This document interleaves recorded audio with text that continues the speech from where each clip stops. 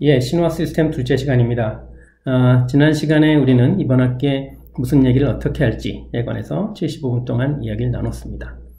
신호화 시스템의 개념을 이해하고 신호화 시스템을 다루는 데 필요한, 분석하고 설계하는 데 필요한 수학적 도구를 공부할 예정입니다.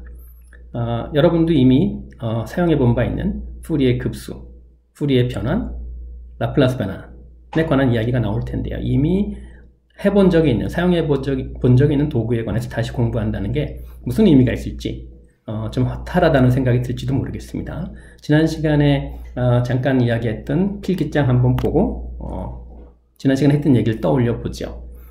우리는 라플라스 변환을 이용해서 풀기 어려운 미분 방정식을 다루기 쉬운 대수 방정식으로 바꿔본 적이 있습니다. 되게 좋았죠. 좋은 도구입니다. 이 대목에서 두 가지 질문을 해볼게요. 라플라스 변환이란 무엇인가? 라플라스 변환을 안다는 건 무엇인가? 라플라스 변환이란 무엇인가? 라는 질문은 라플라스 변환이라는 명사의 개념에 관한 질문이죠. 라플라스 변환을 안다는 건 무엇인가? 라는 질문에는 안다 라는 서술어에 관한 질문이 포함되어 있죠.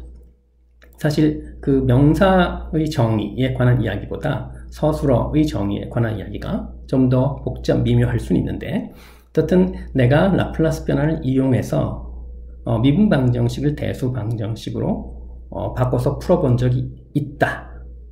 그리고 그렇게 할 줄 안다 하는 게 라플라스 변환을 과연 안다고 말할 수 있는 것인지에 관해 생각해 보자는 거죠. 물론 저는 우리가 라플라스 변환을 제대로 이해하지 못하고 있고, 이번 학기의 목표 중에 하나가 라플라스 변환을 제대로 이해하는 거다 라고 생각을 하고 있어요.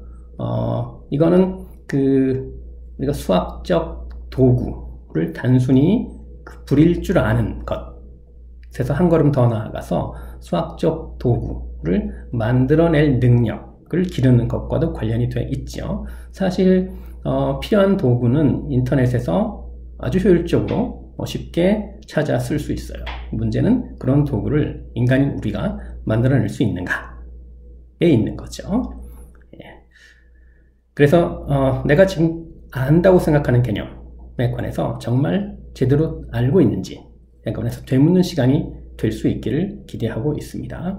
그리고 지난 시간에 그 필명 게시판을 적극적으로 활용하자 하는 이야기도 했는데요. 그리고 질문하기를 주저하지 말고 적극적으로 질문을 공유하자. 그리고 실명을 사용하는 것이 아니니까 좀 더 자유롭게 이야기를 했으면 좋겠다 라는 그 말을 한 적이 있어요.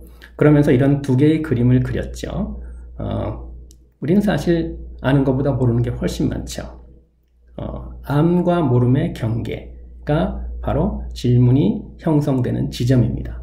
따라서 질문할 게 많다는 것은 암과 모름의 경계가 넓다는 이야기고, 그건 그만큼 내가 아는 것도 많고 관심도 있다는 뜻이죠. 그래서 내가 궁금한 게 많다, 질문이 많다, 질문할 게 많다 라는 것은 내가 모르는 게 많다 라는 의미일 수도 있겠지만, 그보다는 내가 아는 게 많다 라는 의미일 수 있으니까 편안하게 자신 있게 질문을 해주기 바랍니다. 자, 1장 시작하죠. 신호화 시스템은 무엇입니까? 일단 신호화 시스템의 정의부터 시작을 하죠. 우리는 모든 개념을 엄밀하게 정의할 것입니다. 그래서 사람에 따라서 같은 단어를 다르게 쓰는 일이 생기지 않도록 그렇게 할 예정입니다. 신호는 함수 또는 수열이에요. 그런데 그냥 함수와 수열과 같은 뜻이라면 신호라는 새로운 이름을 정할 필요가 없겠죠. 그래서 특정한 함수 또는 특정한 수열을 뜻해야 할 것이죠. 바로 그게 이겁니다.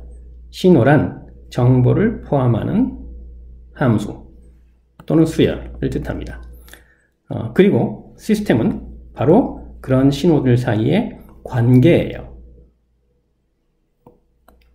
이를테면 원인이 되는 어떤 신호 때문에 결과가 되는 어떤 신호가 나왔다면 이 시스템은 원인이 되는 신호, 우리가 그런 신호를 입력 신호라고 하는데요. 그리고 결과로 나오는 신호, 출력 신호, 사이의 인과관계를 나타내는 대상이라고 얘기할 수 있겠죠. 시스템은 신호들 사이의 관계를 나타냅니다. 자, 명확한가요?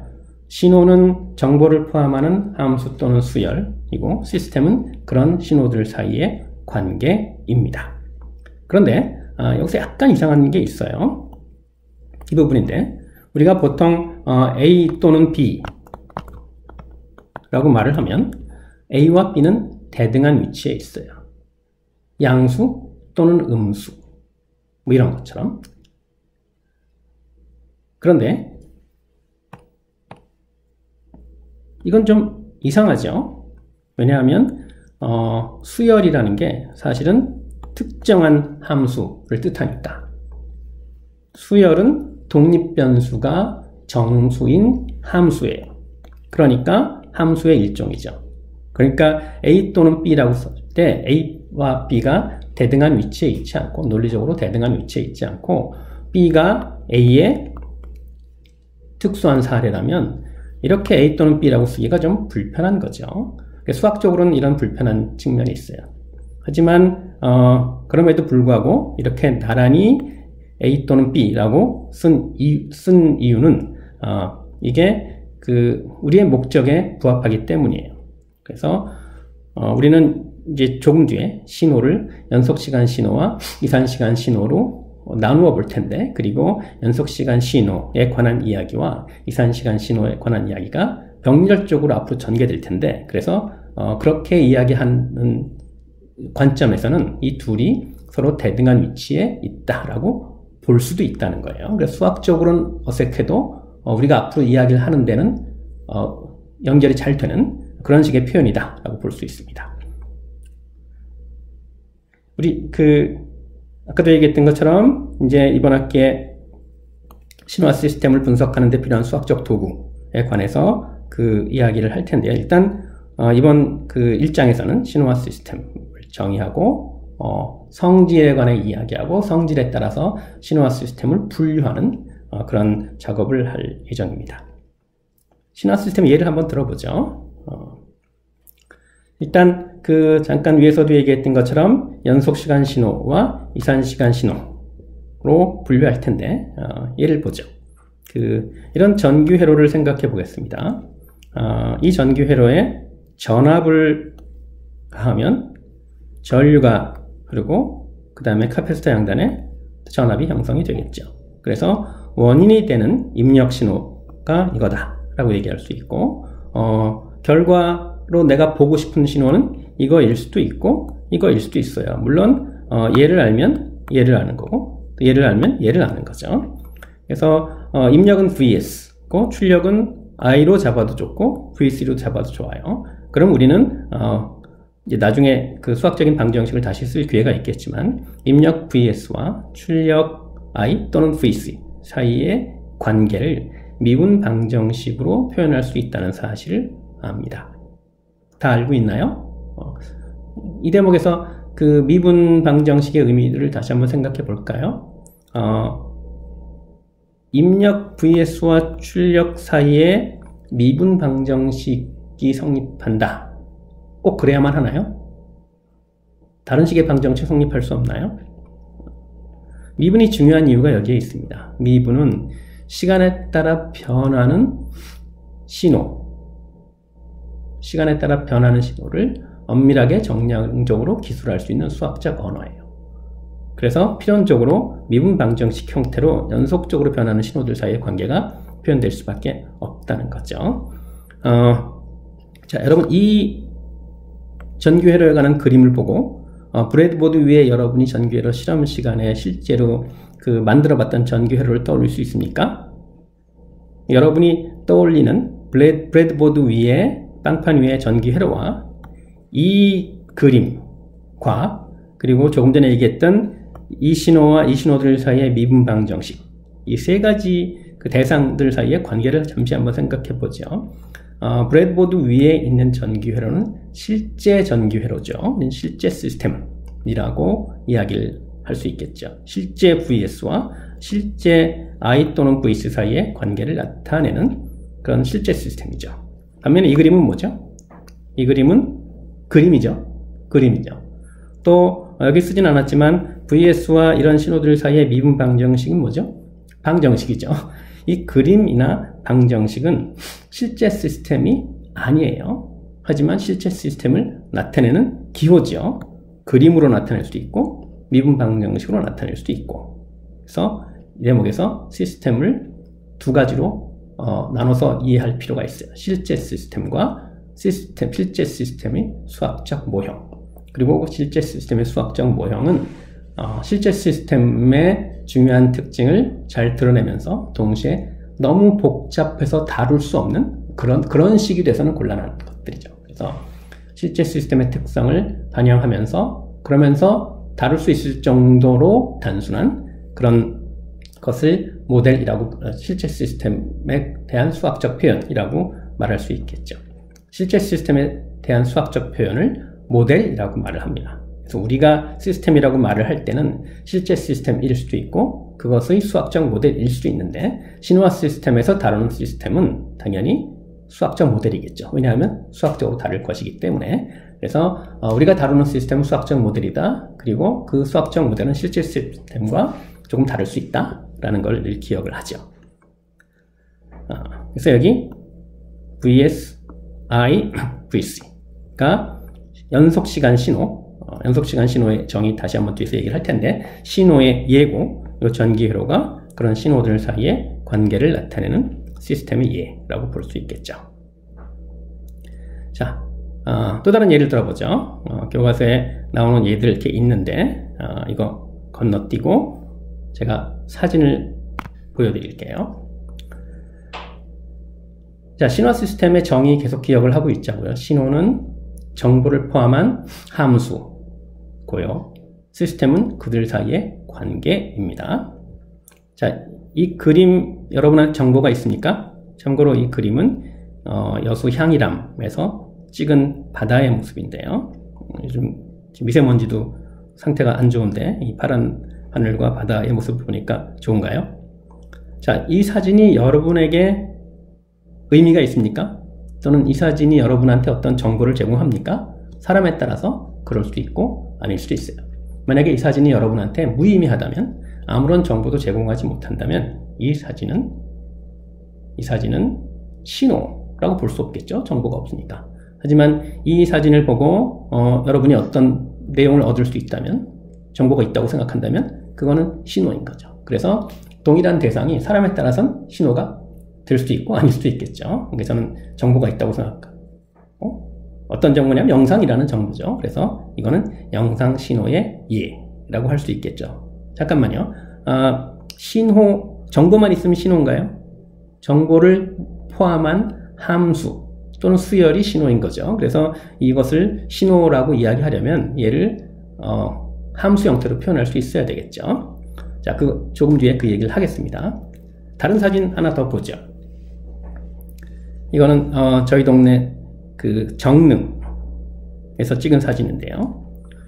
이 사진도 여러분한테 어떤 정보를 제공한다면 이거 역시 영상 신호예요. 이 두 사진의 메타데이터를 한번 보죠. 메타데이터는 그 사진에 관한 정보, 그 정보에 관한 정보라고 얘기할 수 있는데, 한번 보겠습니다.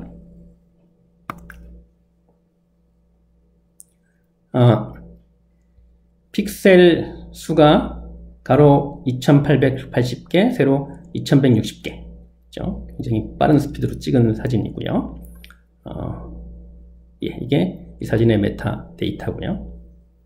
이 사진의 메타 데이터를 보면 픽셀 크기는 똑같고, 그리고 셔터 속도는 조금 느려졌고, 그렇습니다. 이 메타데이터에는 GPS 정보도 들어가 있어서 이 사진이 어디에서 찍힌 건지에 관한 이야기까지 잘 나오죠. 여기서 이 두 사진의 크기를 한번 잠깐 비교를 해보죠. 얘는 1.9MB고 이 사진은 작네요. 크기가 더 491.5KB입니다. 어쨌든 이 두 개의 사진이 신호다 라고 얘기를 하려면, 정보가 있다는 전제 아래서 이 두 사진을 함수 형태로 나타낼 수 있어야 되겠죠. 그 작업을 이제 해보겠습니다. 일단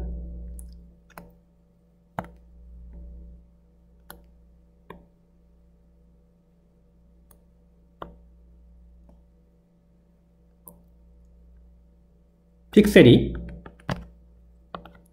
가로 2880 세로 몇 개였죠? 2160개네요. 예. 그래서 요 가운데 픽셀 하나를 보면 이게 그 x번째 가로에서 x번째 있고 그래서 y번째 있다면 요 픽셀에 요 xy 위치에 있는 픽셀이 나타내는 정보, 이게 이 정보가 뭔지를 생각을 해봐야 되겠죠. 이 정보는 각각의 픽셀은 그 색깔 정보를 가지고 있겠죠. 아시다시피 이 색깔은 RGB 세 개의 그 조합이에요. 얼마나 빨간지 얼마나 파란지 등에 관한 정보를 모아서 색깔을 나타내는 거죠. 그래서 얘를 이렇게 함수 관계로 나타낼 수 있어요. 이 픽셀 하나에 그 RGB 세 개의 색깔에 관한 이야기가 들어있겠죠. 그래서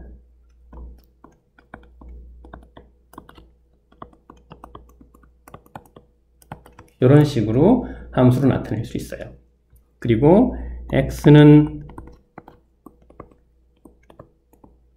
1부터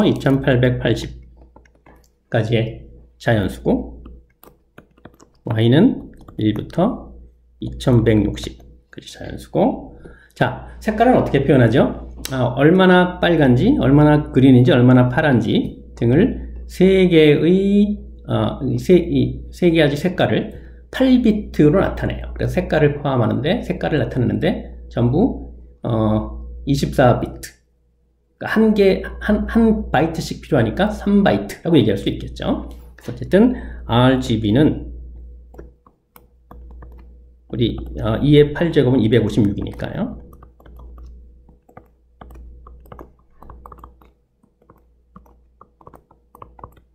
이렇게 사이 값을 갖겠죠. 그래서 두 개의 독립변수 XY와 세 개의 종속변수 RGB는 이런 값들을 가질 수 있는 함수죠. 그래서 우리는 이 영상을 함수로 나타냈어요. 그리고 정보는 있다고 했으니까 영상신호라고 얘기할 수 있겠죠. 우리는 이번 학기에 독립변수가 하나인 함수에 관한 이야기를 할 텐데, 꼭 그래야만 하는 건 아닌데, 독립변수가 하나인 함수에 관해서 이야기하는 게 좀 더 쉽겠죠. 그래서 요 독립변수가 두 개인 함수를 다루는 게 불편할 수도 있는데, 이 독립변수가 두 개인 함수는 독립변수가 하나인 함수로 바꿔 쓸 수 있어요. 그러니까 문제가 아니라는 거죠. 이를테면 내가 이렇게 시작해서 여기서 요게 이제 1, 1이고 요 픽셀이 1, 288 요게 2880 고, 그 다음에 두 번째 라인에 얘가 1인데 얘를 21이라고 하지 않고 예를 들어서 얘를 2881이라고 하면 설명이 되게 산만한데, 얘를 1이라고 하고 얘를 2880이라고 하고 그 다음 줄의 첫째 픽셀을 2881번째 픽셀이라고 하면, 그러면 이런 식으로 쭉 1차원적으로 셀 수 있겠죠. 그래서 얘를 내가 제타라고 하면 제타를 x와 y의 선형조합으로 표시하고 네모에 뭐가 들어갈지 여러분이 생각해 보십시오. 그러면 얘를 제타의 함수로 다시 쓸 수 있는 거죠. 내가 지금 large f라는 새로운 기호를 썼는데 그냥 똑같은 small f라는 기호를 썼으면 좋을 텐데, 왜냐하면 같은 정보를 담은 함수니까요. 그런데 이렇게 다른 기호를 쓰는 이유는 이게 수학적으로 다른 함수이기 때문에 그렇겠죠. 왜냐하면 독립변수가 두 개인 함수와 독립변수가 하나인 함수는 같은 함수일 수 없으니까, 수학적으로는 다른 함수이니까 다른 기호를 쓰는 거예요. 다시 한번 함수의 정의를 생각해 보면, 함수는 정의역에 있는 원소에 치역에 있는 원소를 유일하게 대응시키는 관계죠. 그러니까 두 함수가 같으려면 정의역도 같고 치역도 같고 정의역과 치역 사이의 관계도 같아야 하겠죠. 그러니까 여기서처럼 독립변수 숫자 자체가 다르면 당연히 같은 정보를 나타낸다 하더라도 같은 함수일 수는 없겠죠. 네, 그 점을 분명하게 하려고 이렇게 다른 기호를 쓴 거예요. 어떻든 독립변수를 두 개로 나타내든 하나로 나타내든 이 영상 신호는 말 그대로 신호인 거죠. 왜냐하면 함수로 나타낼 수 있으니까. 그 다음에 독립변수의 의미는 공간상의 위치가 되겠죠. 이렇게 해서 영상 신호의 예를 살펴봤습니다. 기왕에 이 사진을 들고 나왔으니 이 파일의 크기에 관한 얘기 잠깐 해보죠. 보면 똑같은 픽셀 수가 똑같은 사진인데 이 두 사진의 크기는 달라요. 파일의 크기가 다른 거죠. 왜 그런지 여러분이 알고 있죠. 지금 이 두 사진이 컴퓨터에 저장될 때는 로 데이터 형태로 저장된 게 아니라 이게 압축돼서 저장이 된 거죠.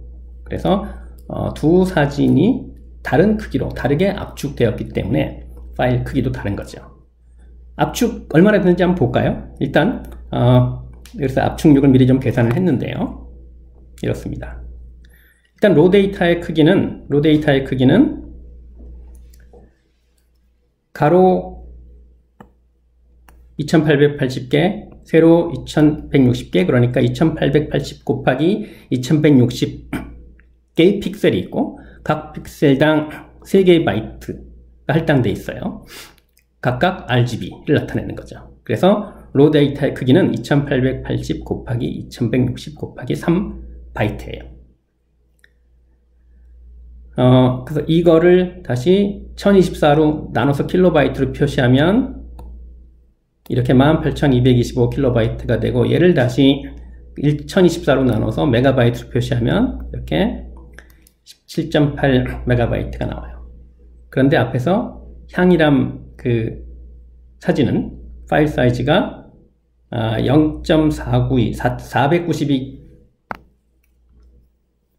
492킬로바이트니까요. 0.492메가바이트고, 그러니까 정능 사진은 1.9메가바이트예요.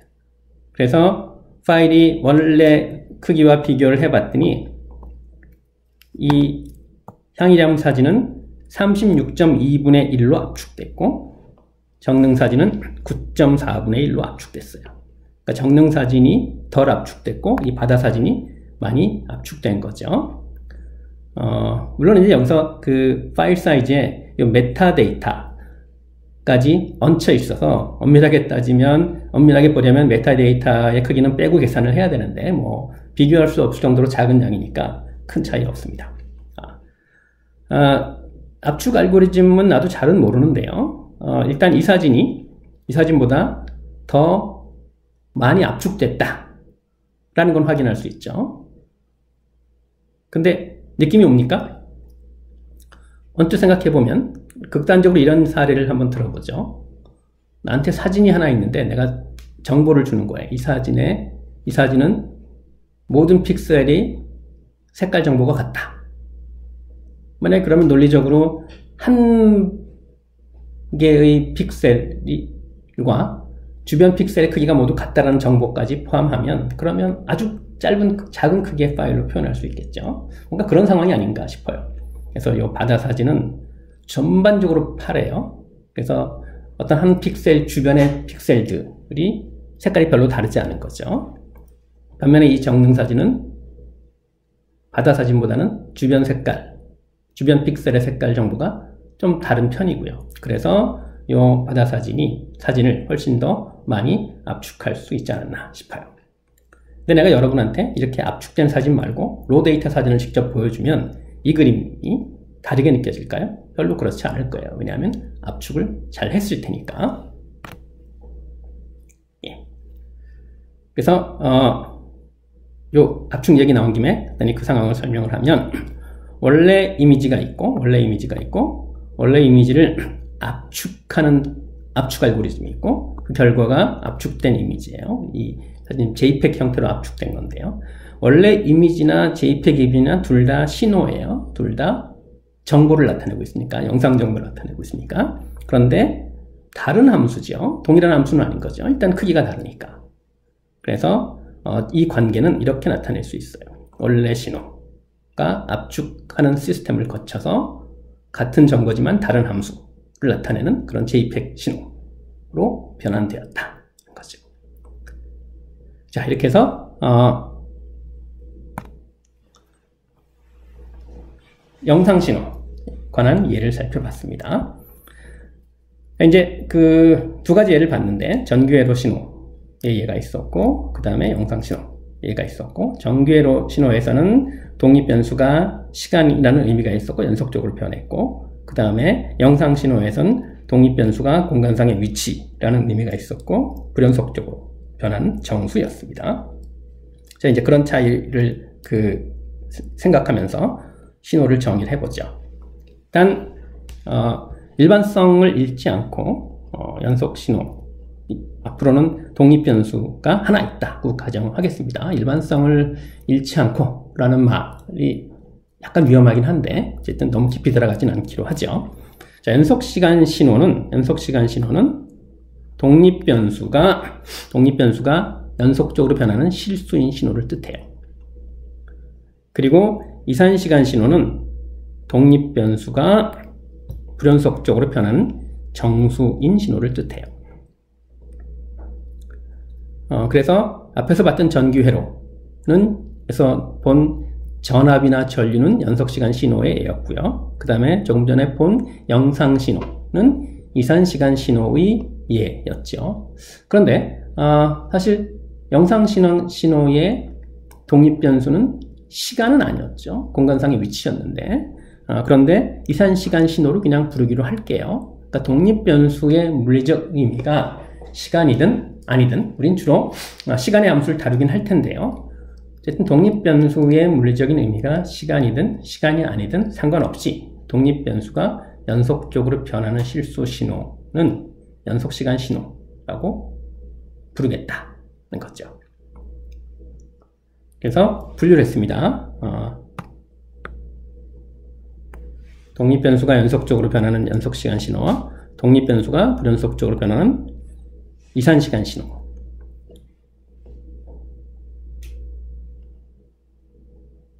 예. 그리고 우리가 생각하는 가장 전형적인 이산시간 신호는 연속시간 신호를 AD 컨버터를 이용해서 샘플링한 신호예요. 그래서 이런 거죠.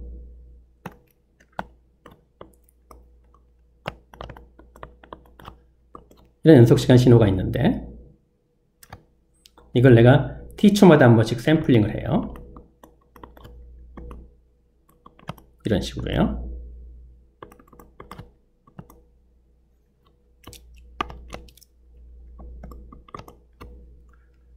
요 샘플링 된 값만 보죠.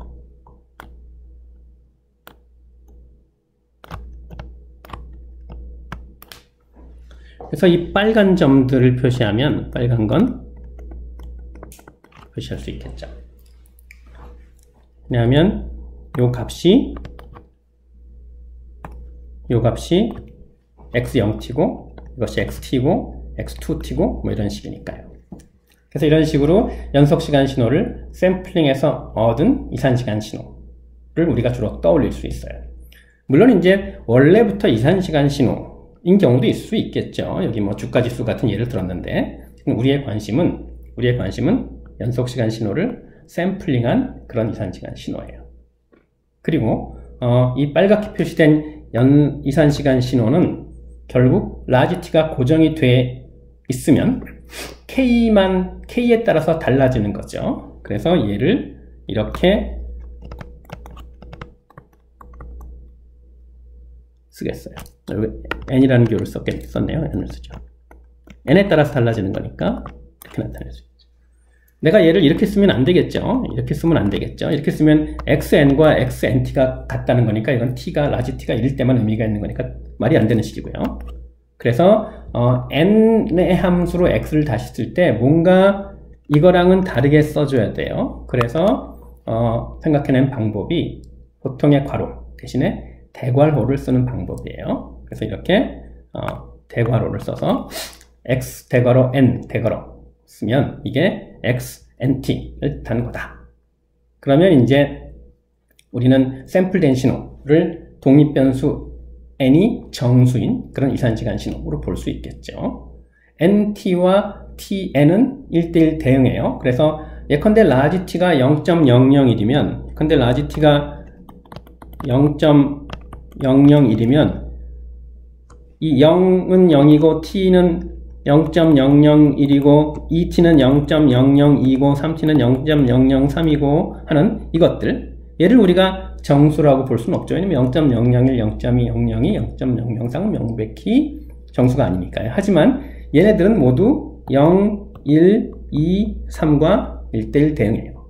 그래서 정수라고 볼 수 있는 거죠. 그게 바로 이거고요. 어쨌든 연속시간 신호를 샘플링해서 이산시간 신호를 만들 수 있다. 그리고 이산시간 신호의 독립변수는 정수다. 그리고 그 사실을 분명하게 하기 위해서 독립변수가 정수이면 그 주변에, 그 주위에 괄호를 대괄호로 써서 헷갈리지 않게 하자 라는 겁니다. 예. 그래서 그 연속시간 신호, 이산시간 신호 이런 식으로 표시해요. 독립변수가 실수 t인 경우와 정수 n인 경우로 나눠서 이야기를 하죠. 그리고 종속변수는 둘 다 실수예요. 종속변수는 둘 다 실수고 독립변수가 실수냐 아니면 정수냐에 따라서 연속시간 신호와 이산시간 신호로 나눠서 볼 수 있죠. 자, 그런데 우리가 연속시간 신호를 샘플링해서 이산시간 신호로 만드는 이유는 컴퓨터에서 그 신호를 다루고 싶기 때문이죠. 그런데 컴퓨터에서는 사실은 시간만 샘플링해서 정수화하는 게 아니라 종속변수도 샘플링을 해요. 왜냐하면 샘플링이라는 말이 그런데 종속변수도 정수화해요. 왜냐하면 컴퓨터 안에 레지스터의 비트수가 유한하니까. 그래서 사실 우리가 컴퓨터 안에서 다루는 신호는 독립변수와 종속변수가 둘 다 정수인 신호예요. 그러니까 독립변수가 정수고 종속변수가 실수인 신호를 이산시간 신호라고 부른다고 했으니까 독립변수와 종속변수가 둘 다 정수인 신호를 다르게 불러야 되겠죠. 그 신호가 바로 디지털 신호인 거죠. 독립변수와 종속변수가 둘 다 실수인 신호. 잘못 얘기했죠. 독립변수와 종속변수가 둘 다 정수인 신호. 그리고 우리가 사실 컴퓨터 안에서 다루는 신호는 이런 디지털 신호인 건데 신호화 시스템 이론에서는 디지털 신호 대신 그 신호가 디스크리트 타임 신호, 이산시간 신호다라고 보고 다루겠다는 거예요. 왜 그렇게 할까요? 정수보다 실수가 다루기 쉽기 때문이죠. 왜냐하면 우리 이런 예를 들어보죠. 2차 방정식을 주고 그 방정식을 만족하는 근을 찾으시오. 그런데 모든 수는 정수입니다. 라고 얘기를 하면 어떻게 될까요? 잘 못 풀겠죠? 근의 공식 가지고 찾아낸 숫자가 정수가 될 가능성은 크지 않을 테니까. 우리 이런 얘기도 할 수 있어요. 그 확률은 0이다. 내가 숫자를 2차 방정식을 랜덤하게 주면 2차 방정식의 해가 정수가 나올 확률은 0이다. 라고 얘기까지 할 수 있어요. 일단 이런 어려움이 생기는 이유는 정수를 정수로 나누면 정수가 되지, 일반적으로 정수가 되지 않기 때문이죠. 아주 운이 좋아야만 정수가 될 수 있는 거죠. 나누기 같은 게 잘 안 되는 거예요. 나눗셈에 대해서 닫혀 있지 않은 거죠. 그래서 곱하기, 나누기, 더하기, 빼기 이런 연산을 할 때는 정수보다 실수, 이게 훨씬 좋죠. 그래서 사실은 디지털 신호지만 나누기 같은 거 좀 자유롭게 하려고 종속변수가 실수인 이산시간 신호로 보겠다는 거예요. 물론 이 이산시간 신호로 디지털 신호를 보는 건 비트수가, 레지스터의 비트수가 작으면 문제가 될 수 있겠죠. 극단적으로는 이런 상황도 생각해 볼 수 있어요. 미리 그림을 좀 그려왔는데 이 검은 신호, 연속시간 신호를 샘플링한 이산시간 신호를 빨간 점으로 표시했어요. 그리고 이 빨간 이산시간 신호를 컴퓨터에 저장을 하는데 비트 수가 2비트라고 가정을 한 거예요. 그러면 얘가 취할 수 있는 값은 이 네 가지밖에 없겠죠. 그래서 이 빨간 점들이 녹색 점으로 바뀌어서 저장이 돼요. 그리고 이 빨간 점과 녹색 점의 차이는 작지 않죠. 왜냐하면 비트 수가 2비트에 불과하니까. 그리고 어떤 생각을 할 수 있냐면 비트 수가 2비트가 아니라 128비트였다면 빨간 점과 녹색 점의 차이를 때로는 무시할 수도 있겠죠. 어떻든 검은 게 연속시간 신호고요. 빨간 게 그걸 샘플링한 이산시간 신호고, 그리고 녹색이 바로 디지털 신호인 거죠. 그리고 이 녹색은 빨간 거랑 다르기 때문에 다른 기호로 표시를 했어요. 그래서 연속시간 신호와 이산시간 신호, 디지털 신호의 관계 보여주고, 디지털 신호와 디스크리트 타임 신호, 이산시간 신호가 엄밀히 말하면 다르다? 이렇게 그림에서 보는 것처럼. 그런데 비트 수가 충분히 많다면 무시할 수 있다. 그래서 나눗셈 같은 거 자유롭게 하려고 디스크리트 타임 신호로 보고 다루겠다 라는 얘기죠. 어쨌든 이 연속시간, 이산시간 신호와 디지털 신호의 차이를 무시할 수 없을 때 생기는 문제를 우리가 이렇게 말할 수 있어요. 왜냐하면 이 모든 게 컴퓨터 숫자를 저장하는 데 필요한 비트 수가 유한할 수밖에 없기 때문에 생기는 문제이죠. 하지만 비트 수가 충분히 많으면 이 효과는 무시할 수 있겠죠. 자, 이렇게 해서 신호를 연속시간 신호와 이산시간 신호로 나눠 봤습니다. 사실은 우리는 디지털 신호에 관심이 있지만 디지털 신호를 수학적으로 다루는 게 어려울 수 있어서 디지털 신호 대신 이산시간 신호를 다룬다. 그런 사실을 잘 기억하면 되겠죠. 그래서 정리를 해보겠습니다. 이건 뭐 그림으로 예를 든 거고요. 정리를 하면 연속시간 신호와 이산시간 신호는 정의역, 신호는 정보를 포함한 함수라고 했으니까 정의역이 정수냐, 정수의 집합이냐, 실수의 집합이냐의 차이예요. 그리고 치역은 연속적으로 변하는 실수의 집합이에요. 그런데 갑자기 컴플렉스로 바꿨네요. 사실 우리는 그 실수에 관심이 있어요. 복소수에 큰 관심 없어요. i제곱이 마이너스 1이라고 했는데 그게 뭔지 생각해보면 머리도 아파요. 그런데 실수, 종속변수가 실수다 라고 하는 얘기 대신 종속변수가 복소수다 라고 이야기를 할 거예요. 틀리진 않죠. 왜냐하면 실수도 복소수의 일종이니까. 그리고 복소수의 실수 부분이나 허수 부분을 따로따로 떼면 둘 다 실수니까. 이건 아까 들었던 2차 방정식의 예를 가지고 다시 한번 이야기를 해볼게요. 실수를 복소수의 일부로 이해를 하면 좋은 점들이, 내가 복소수에는 사실 큰 관심이 없어도 실수를 복소수의 일부로 보고 수학적인 논리를 전개하면 좋은 점들이 있죠. 이를테면 여러분은 아마 페이서를 써서 그 교류회로의 신호들을 잘 다뤄본 경험이 있을 텐데, 그 페이서는 복소 지수 함수죠. 굉장히 그걸 써서 좋았던 기억이 날 거예요. 그리고 신호화 시스템과 직결되는 이야기는 아니지만 아까 2차 방정식에 근 얘기했죠. 정수의 세상에서는 그 근이 없을 가능성이 아주 크고 그 다음에 실수의 영역에서는 어떻죠? 근이 하나도 없을 수도 있고 한 개 있을 수도 있고 두 개 있을 수도 있고, 이 이야기를 n차 방정식으로 확장을 하면 n차 방정식의 근은 실수의 세상에선 근이 없을 수도 있고 하나 있을 수도 있고 두 개 있을 수도 있고 쭉 나가서 n개 있을 수도 있죠.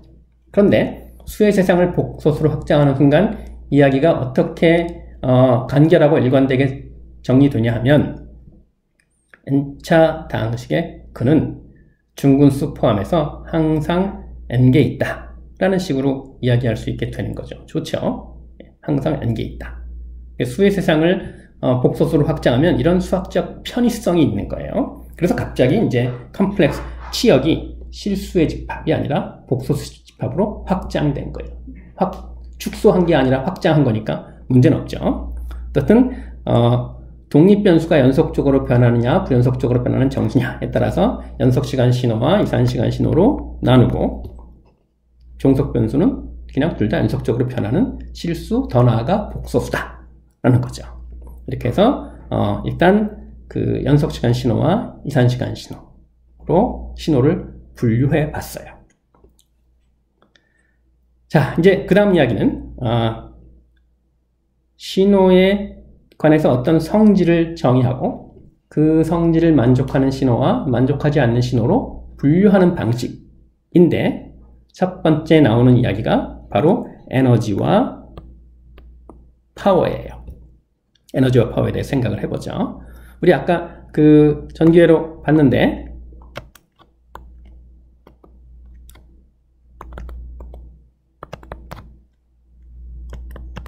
간단히 저항만 있는 전기회로를 생각해보면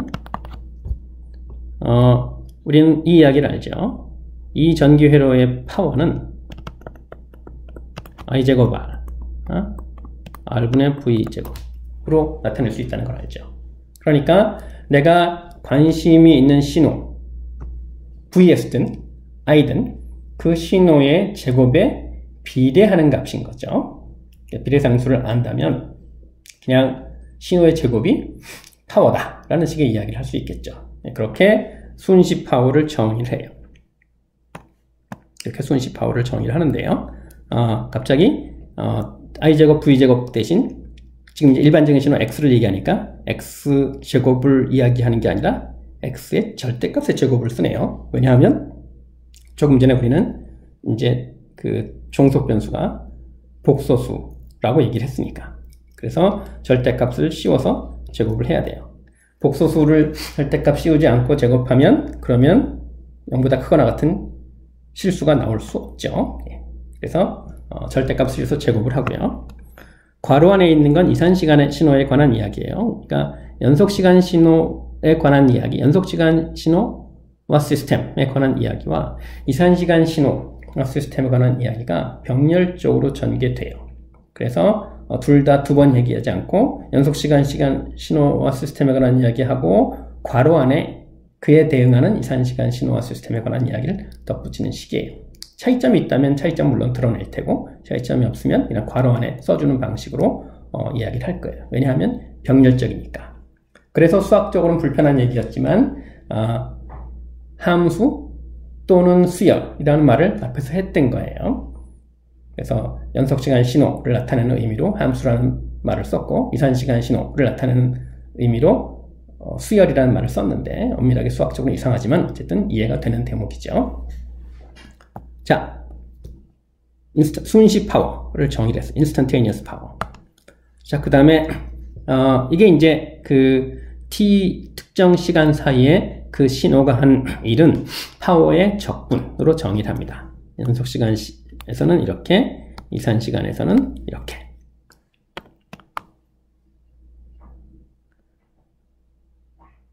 자, 이제 그 적분은 적분이고 더하기는 더하기인데 사실 적분은 더하기 극한이죠. 그러니까 우리는 연속시간 신호에 관한 이야기와 이산시간 신호에 관한 이야기를 함께 할 때 그냥 적분한다와 더한다 라는 말을 때로는 좀 섞어 쓸 거예요. 예. t1, t2 사이에 신호 x가 한 1, 에너지 이 정도고 이거고 이산시간에서는 이렇게 이야기합니다. 그리고 파워는 그거를 시간으로 나눈 거죠. 평균 파워는 그걸 시간으로 나눈 거고 이산시간에서는 이렇게 되고 연속시간에서는 잘못 얘기했죠. 연속시간에서는 이렇게 t2-t1으로 나누면 되고 이산시간에서는 이렇게 n2-n1 더하기 1로 나누면 되겠죠. 왜냐하면 n1과 n2 사이에 있는 샘플의 숫자는 n2-n1이 아니라 n2-n1 플러스 1이니까. 자, 손시 파워 정의를 했고요. 손시 파워 정의했고 손실 파워 정의했고요. 그 다음에 그거의 적분인 에너지 정의했고, 그거를 시간으로 나눈 평균 파워 정의했어요. 자, 이제 이거의 극한을 생각해 볼게요. 그래서 먼저 에너지 얘기를 해보면 이거의 극한은 즉 시간에 대한 극한을 생각하는 거죠. 엄밀하게 쓰면 이렇게 써야 될 거예요. 이거의 극한을 엄밀하게 쓰면 T1은 마이너스 무한대로 보내고 T2는 플러스 무한대로 보내고, 그리고 T1에서 T2까지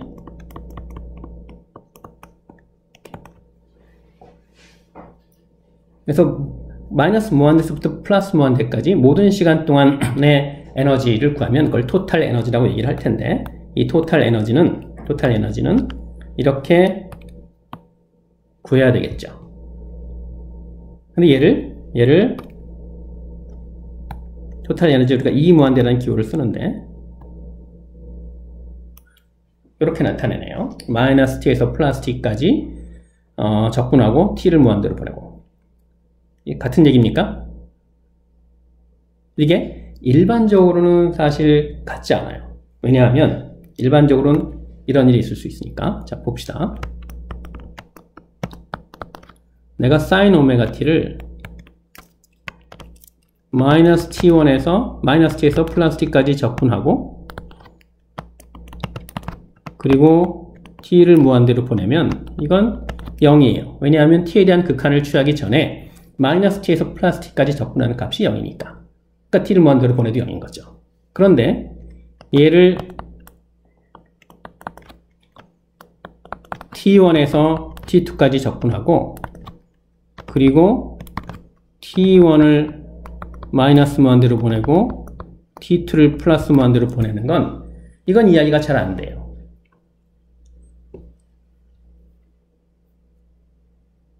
왜냐하면 얘는 이렇게 다시 쓸 수 있으니까. 얘는 마이너스 T1에서 0까지 적분하고 마이너스 T1을 0으로 보내고, 그 다음에 0에서 T2까지 적분하고 T2를 무한대로 보내고. 그런데 우리 알다시피 이런 거 존재하지 않죠. 극한이 존재하지 않죠. 그래서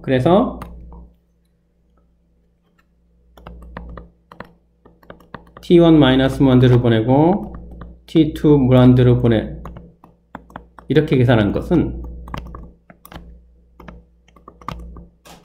이렇게 계산한 거는 존재하지 않아요. 존재하지 않는다라고 했을 때 우리가 존재한다는 게 왜 이렇게 씁니까? 존재하지 않는다면 이렇게 쓰면 되겠네요. 그래서 마이너스 T에서 플러스 T까지 적분하고 T를 무한대로 보내는 것과 T1에서 T2까지 적분하고 T1 마이너스 무한대로 보내고 T2 플러스 무한대로 보내는 것은 같지 않아요. 그래서 엄밀하게는 일반적으로 이렇게 쓰면 안 되겠죠. 하지만 이 경우에는 적분의 대상의 부호가 바뀌지 않아요. 0보다 크거나 같은 실수예요. 그래서 이 경우에는 이게 같은 거죠. 그래서 일반적으로는 오른쪽처럼 쓰인 식을 왼쪽에 있는 식처럼 바꿔 쓸 수 없으나, 이렇게 적분 대상의 부호가 바뀌지 않는 경우에는 가능하다. 는 사실을 기억을 하자고요.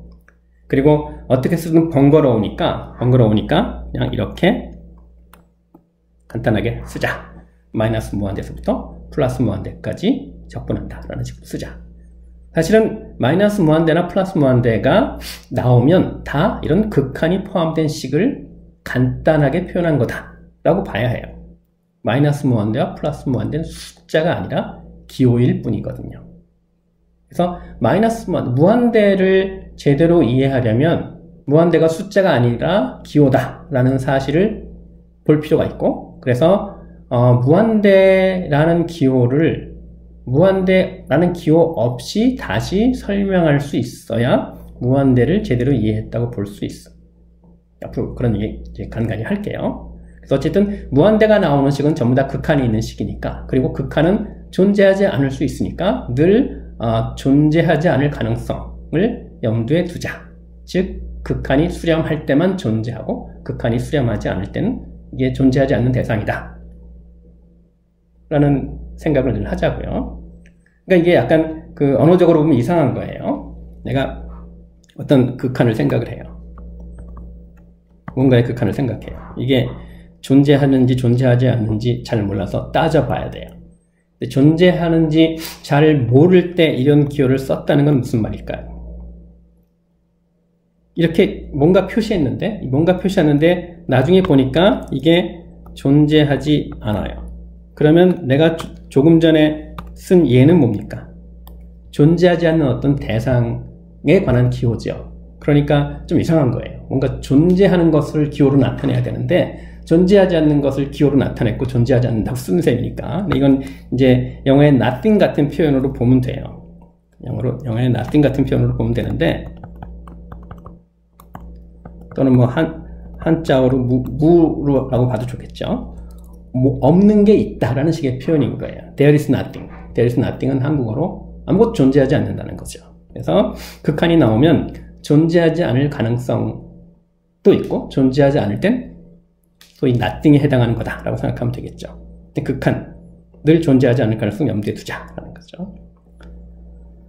어쨌든 이렇게 해서 토탈 에너지를 정의했습니다. 그리고 이 토탈 에너지 당연히 존재하지 않을 수 있죠. 극한이니까. 그렇죠. 자, 이제 에너지의 극한으로 토탈 에너지를 얘기를 했고, 이제 마찬가지로 요 에버리지 파워의 극한도 생각할 수 있겠죠. 그래서 여기서도 뭐 t1, t-무한대로 보내고 t2 플러스로 무한대로 보내고 하는 식으로 쓸 수도 있겠지만 부호가 바뀌지 않는 식이니까 이렇게 얘기할 수 있겠죠. 괄호 안에 있는 건 이산시간 얘기고요. 그래서 마이너스 t에서 플러스 t까지 순시 파워 적분하고, 이거는 et라는 시간 동안의 한 에너지죠. 그거를 et로 나눈 게 바로 그 시간 동안의 에버리지 파워고, 여기서 t를 무한대로 보낸 게 바로 에버리지 파워가 되겠죠. 그래서 이제 순시 파워 정의하고 파워 에너지 정의하고 에버리지 파워 정의하고 그 다음에 토탈 에너지 정의하고 그리고 에버리지 파워 정의했어요. 여기서 이 토탈 에너지 E 무한대와 에버리지 파워 P 무한대는 극한이니까 존재하지 않을 수 있어요.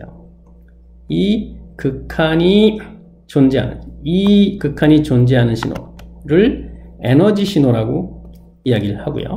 그 다음에 이 극한이 존재하는 신호를 파워 신호라고 얘기를 할 거예요. 자, 그러면 이제 그 전형적인 예를 생각해 볼 수 있겠죠. 파워 신호의 대표적인 예는 정연파 같은 신호예요. 그리고 에너지 신호의 대표적인 예는 뭐가 있을까요? 에너지 신호의 대표적인 예, 뭐 가우스 분포, 가우스의 확률 밀도 함수 같은 게 되겠죠. 면적이 유한한, 물론 그냥 면적이 아니라 제곱한 것의 면적이지만. 그리고 이 에너지 신호도 파워를 항상 구할 수 있어요. 에너지 신호의 파워는 항상 0이 되겠죠. 왜냐면 만약에 얘가 어떤 K라는 값을 갖는다면, 그러면 파워는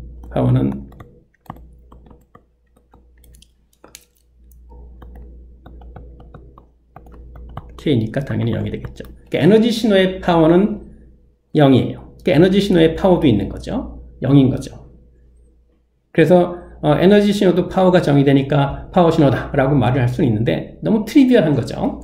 에너지 신호의 파워가 0인 건 명백한 거니까. 그러니까 파워가 0인 에너지 신호는 파워 신호이기도 하다라고 하면, 그러면 이제 약간 파워는 잘 정의되고 에너지는 정의되지 않는 것들과 좀 헷갈릴 수 있는 거죠. 그래서 그냥 일반적으로 에너지 신호는 파워 신호다라고 이야기하지 않아요. 그래서 에너지 신호를 그 파워 신호를 정의할 때 그 파워가 0인 신호 빼고 정의를 합니다. 파워가 0이 아니면서 정의되는 신호를 파워 신호라고 말을 하면 그 파워 신호에는 에너지 신호가 포함되지 않겠죠. 어떻든 파워가 정의되면 파워 신호, 에너지가 정의되면 에너지 신호. 그리고 파워 신호의 전형적인 예는 정연파 같은 주기 신호, 에너지 신호의 전형적인 예는 확률 밀도 함수, 가우시안 확률 밀도 함수 같은 게 되겠죠. 그리고 이런 얘기를 하고 나면 얼핏 우리는 모든 신호는 에너지 신호이거나 아니면 파워 신호다라고 생각할 위험성이 있는데 그렇지 않죠. 둘 다 존재하지 않을 가능성이 당연히 있는 거니까 왜 둘 중에 하나가 반드시 존재해야 합니까? 그래서 파워도 정의되지 않고 에너지도 정의되지 않는 그런 신호도 있을 수 있죠. 예컨대 이런 신호예요. 내가 여기다 그냥 그 말로는 계속 파워 정의되지 않는다라고 얘기했고 에너지 정의되지 않는다라고 얘기를 했는데 여기 쓰여 있는 기호는 그냥 파워 P 무한대는 무한대다, E 무한대는 무한대다라는 식으로 기호를 표시했어요. 그냥 정의되지 않는다라고 쓰기가 번거롭고 정의되지 않는 이유가 이게 점점 커지면서 발산하기 때문이다라는 걸 나타내기 때문인 거죠. 어쨌든 이 표현은 P 무한대라는 숫자가 무한대다.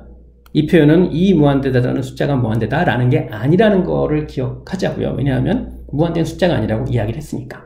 그리고 무한대를 이해하는 방법은 다시 한번 얘기하지만 무한대라는 기호 없이 무한대가 포함된 수식을 이해할 수 있다는 걸 뜻하거든요. 그래서 어쨌든 무한대가 나오는 식은 어떤 숫자가 무한대다 라고 이해하지 말고 정의되지 않는다 라고 생각할 그런 연습을 좀 앞으로 하도록 하죠.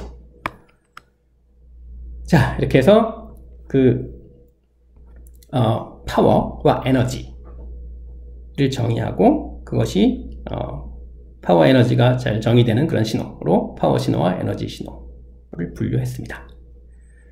자, 오늘 신호와 시스템을 정보를 포함한 함수, 정보를 포함한 함수로 정의하고 시스템을 그런 신호들 사이의 관계라고 이야기하는 것에서 첫 이야기를 시작을 했고요. 그리고 연속시간 신호와 이산시간 신호로 신호를 먼저 분류했고 그리고 파워와 에너지가 정의되는지 그 여부에 따라서 파워 신호, 에너지 신호로 또 신호를 분류했습니다.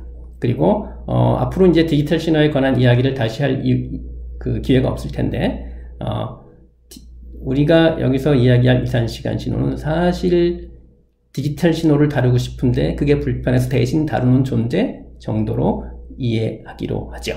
그리고 그렇게 다뤄도 큰 문제 없다. 왜냐하면 컴퓨터의 레지스터의 비트수는 충분히 크니까.